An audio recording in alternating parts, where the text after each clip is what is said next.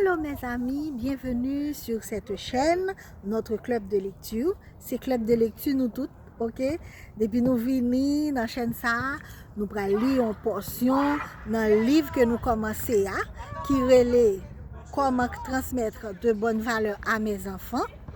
Et donc, nous avons démarré depuis quelques temps deuxième chapitre là, qui était pour titre à quoi correspond un caractère basé sur de bons principes. Déjà, nous sommes rentrés dans le chapitre là, nous avons d'abord qui sa intégrité, ok? Nous avons qui sa intégrité, qui ça nous doit faire pour ti moun nou yo capable gagner un caractère intègre. Et puis, nous avons également les étapes de caractère. Ok? Nous avons que quand on a une petite plante qui va venir bientôt un arbre, tout soin nous devons bailler au début, préparer terre là, bailler toute attention possible pour que puis devant, lorsque les vignes grand, lorsque petit pied bois, il vient grand, il est capable de toute indépendance, il est capable de grandir bien.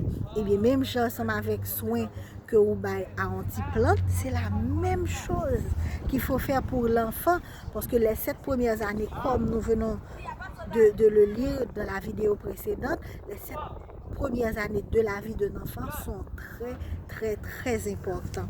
Donc, chers parents, n'oubliez jamais de chercher et de mettre tous vos efforts, puisque l'éducation de vos enfants est le travail le plus important. Donc, mettez tout votre effort, tous vos efforts pour réussir les 7 premières années de vos enfants. Donc, nous allons voir un autre sous-titre pour le chapitre 2.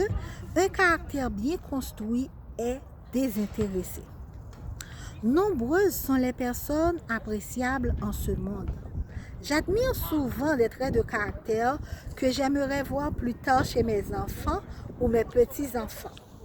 Chez Maurice, par exemple, vendeur prévenant et énergique du rayon électronique, qui n'hésite pas à conduire le client dans d'autres sections du magasin pour l'aider à trouver exactement ce qu'il cherche.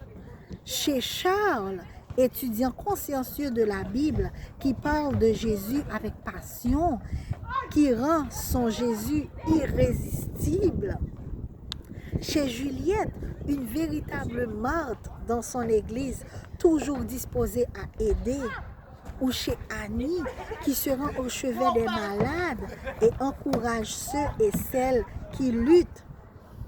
Ces traits de caractère sont tous importants. Enthousiasme, optimisme, application dans l'étude, intérêt chaleureux pour les autres, fidélité, responsabilité, compassion, encouragement. Mais comment savoir s'il ne s'agit pas de comportement? Ah, mes amis, nous sommes dans le premier chapitre là. Nous avons une partie qui te dit que le comportement ne suffit pas pour décrire le caractère. Pas vrai? Le comportement ne suffit pas. Il y a l'autre bagaille qui rentrait en ligne de compte.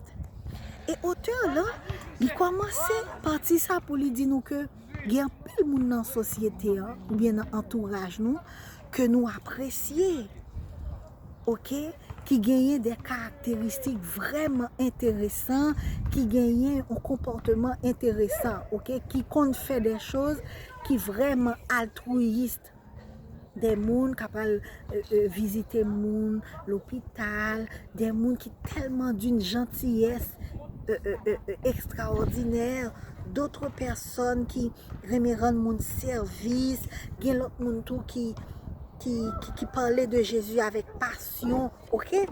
Mais la question qu'il faut se poser, tout ça que l'auteur l'a fin décrit nous, c'est des traits de caractère que yo important.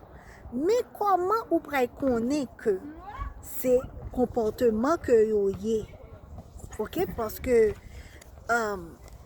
gagner des comportements qui reposaient sur des motivations douteuses. Par exemple, il y a deux mondes, ils ont l'air d'être gentils, ils font des actions gentilles, mais ils ne le sont pas. Donc, comment savoir si une personne gagnait un comportement qui reposait sur de bonnes motivations? Comment on peut faire connaître que Maurice nous t'a parlé dernièrement? Non, Maurice nous t'a parlé récemment dans le paragraphe avant. Nous t'a dit que Maurice, le vendeur prévenant et énergique, qui n'hésite pas à conduire le client dans d'autres sections, etc., etc. Comment savoir si Maurice ne cherche-t-il pas à vendre davantage pour obtenir une augmentation? Charles essaie-t-il d'étaler son érudition et d'amener une personne à Jésus afin d'ajouter une étoile à sa cour? Juliette accomplit-elle tout ce travail pour l'Église parce qu'elle croit devoir mériter le ciel? Annie est-elle si gentille parce qu'aider les malheureux lui permet d'oublier ses problèmes? Les traits de caractère basés sur des principes chrétiens ne s'accompagnent pas de motivation cachée. Le caractère basé sur de bons principes et de saines convictions s'extériorise par des actes bienveillants spontanés chez ceux et celles qui sont imprégnés de Jésus au point où, sans penser, ils font ce que Jésus aurait fait à leur place. Résultat, ils sont toujours une bénédiction pour les autres. Voilà. Donc, mes amis, il est très important, il est vraiment très important pour nous capables d'aider les gens pour avoir des comportements qui guidés par de bonnes motivations. OK? Parce que dans ce monde, il existe des gens qui font des choses gentilles, mais pour de mauvaises raisons. OK? Pour une motivation douteuse. Ça existe vraiment. Mais on le sait tous. C'est que lorsque un monde a fait un bagage de tout son cœur, il y a une bénédiction pour le monde qui est entourage. Eh bien, voici les précisions de Jésus.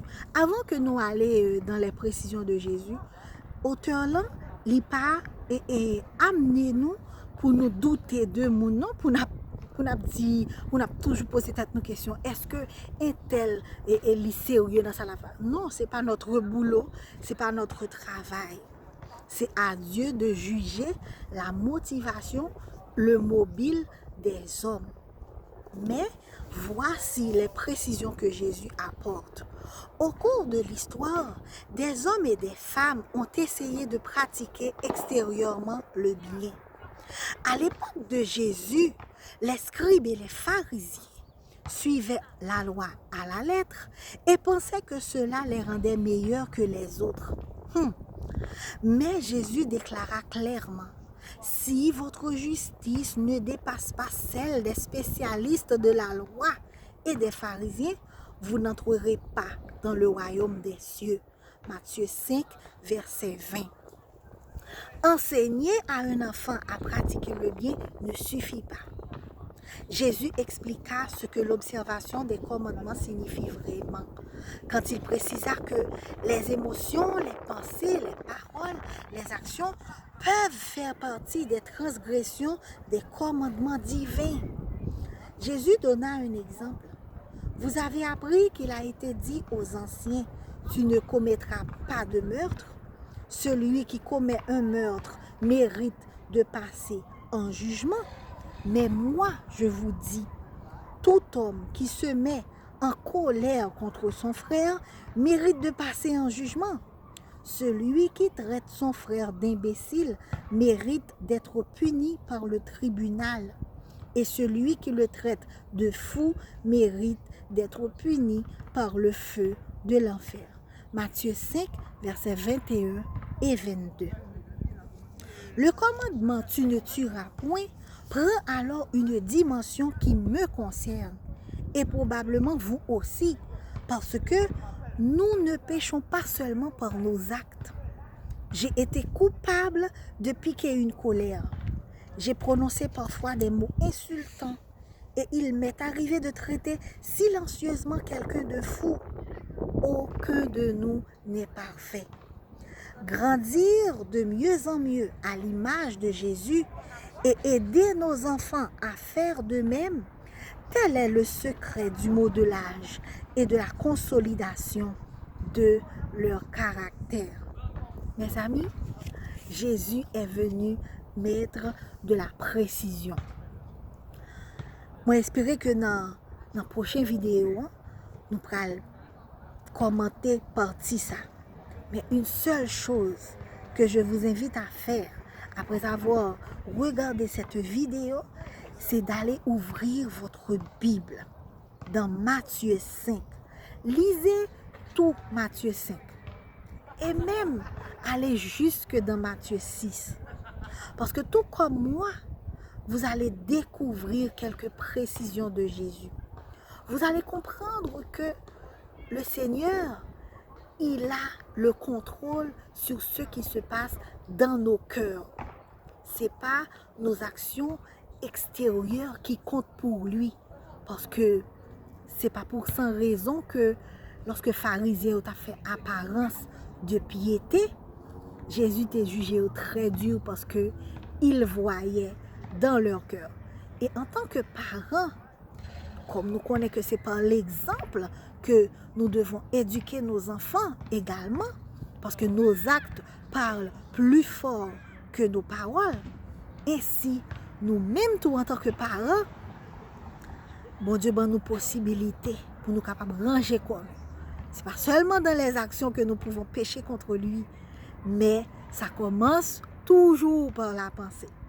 Donc, mes frères et mes sœurs, c'était un plaisir pour me là ensemble avec nous aujourd'hui pour vidéo ça qui côté que nous te lit ensemble quelques paragraphes du 2e chapitre du livre de Kay Kuzma. Nous bon rendez-vous pour prochaine vidéo quand ça n'a pas fini ensemble avec 2e chapitre. Au revoir et à la prochaine.